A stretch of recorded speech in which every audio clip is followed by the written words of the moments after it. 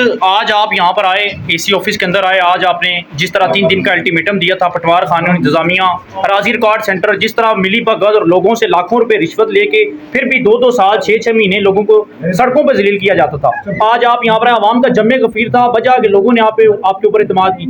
दफातर आज दफातर सर दफातर मैं आया था सर वही सवाल कर रहा हूँ कि जलसे की सूरत यहाँ पर बन गई थी, अवाम की बड़ी तादाद यहाँ पर मौजूद थी, दफातर बंद थे। क्या समझते हैं, या तो इंतजामिया का आपके साथ वो उस तरह का कोई ताल्लुक नहीं है, इसको आप असेंबली फोरम पे किस तरह आवाज उठाएंगे कि गुजर खान के लोगों को मसले हल हो? परवाह नहीं है इंतजामिया से, अवाम के जो इनके प्राइज हैं वो ठीक होने चाहिए, मुझे और जाती कोई वो नहीं चाहिए।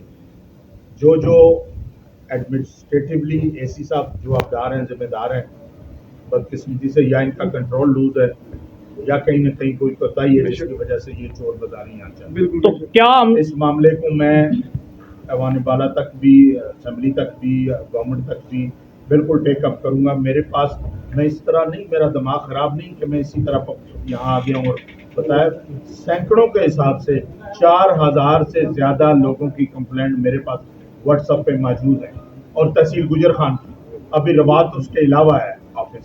तो लैंड रेवेन्यू रिकॉर्ड में जो कबाते हैं जिसने लोगों को का बेड़ा गर्क किया हुआ है और पटवारियों ने मौजें बनाई हुई हैं और वो भी पैसे लेकर कार्रवाइयाँ कर रहे हैं, ये काम आज के बाद मैं इजाजत नहीं दूंगा। सर आप तो डेफिनेटली असेंबली फोरम पे यकीनन आवाज उठाएंगे, लेकिन हमारा सवाल ये भी है कि जिस तरह आज असिस्टेंट कमिश्नर गुजर खान की जानब से या उनके अमले की जानब से जो बिहेवियर दिखाया गया, क्या इसी साहब के खिलाफ भी कोई एक्शन होगा? सर ये अपने अपने अमाल के सब जवाबदार होंगे, वक्त आएगा आपको पता है। क्या दोबारा मैं सुल्तान राय नहीं हूँ कि कोई डायलॉग मारूं। आया सर आखिरी सवाल, 3 दिन का अल्टीमेटम था, दोबारा 1 हफ्ते का वक्त दोबारा दिया गया, क्या माइंड सेट था आपका कि किस तरह की 8 दिन दोबारा? आज बैठ के एडमिनिस्ट्रेशन के साथ इस मामले पे आया था कि ये जो लोगों को फर्द बदरों के लिए जाते हैं, पटवारी बुला के उन्हें बताएं कि यार आपके पास 8 दिन है, 10 दिन है, फर्द बदर कंप्लीट, कोई बंदा कंप्यूटर लैंड रिकॉर्ड से पटवारी दफ्तर ना जाए। अगर फिर भी इनका किबला दुरुस्त ना हो तो फिर इधर तहसील में नहीं रहेंगे यार। बेहतरीन। ये वोटें इसलिए नहीं ली हुई कि वो चोरी डाका करते रहे और हम देखते रहे। इसका मतलब बड़ी साहब जो आपने बात कही है कि वो ज्यादती करेगा वो तहसील गुजर खान में सर्व नहीं कर सके। जो मौजें इन्होंने लूटी थी लूट ली। मैं 1.5 महीना यहाँ था नहीं, लोगों के साथ राब्ता नहीं था, मैं पाकिस्तान से बाहर था, फिर बजट सेशन था, 22 दिन में लाहौर रहा और मेरी कमेटी मीटिंग्स थी, मैं बिजी था। मैंने तो ये हालात मुझे पहले पता होता तो मैं पहले दिन इन्हें पकड़ लेता कान से। किसी अफसर को, रेवेन्यू के, कंप्यूटर लैंड रिकॉर्ड के, किसी भी महकमे के अफसर को मैं इस बात की इजाजत नहीं देता कि वो आवाम को लूटे। क्या बतौर एमपी ये इस बात की आप तस्दीक कर चुके हैं कि ये इंतजामिया का ऑफिस इस वक्त करप्शन का घर बन चुका है और इनका सफाया होगा?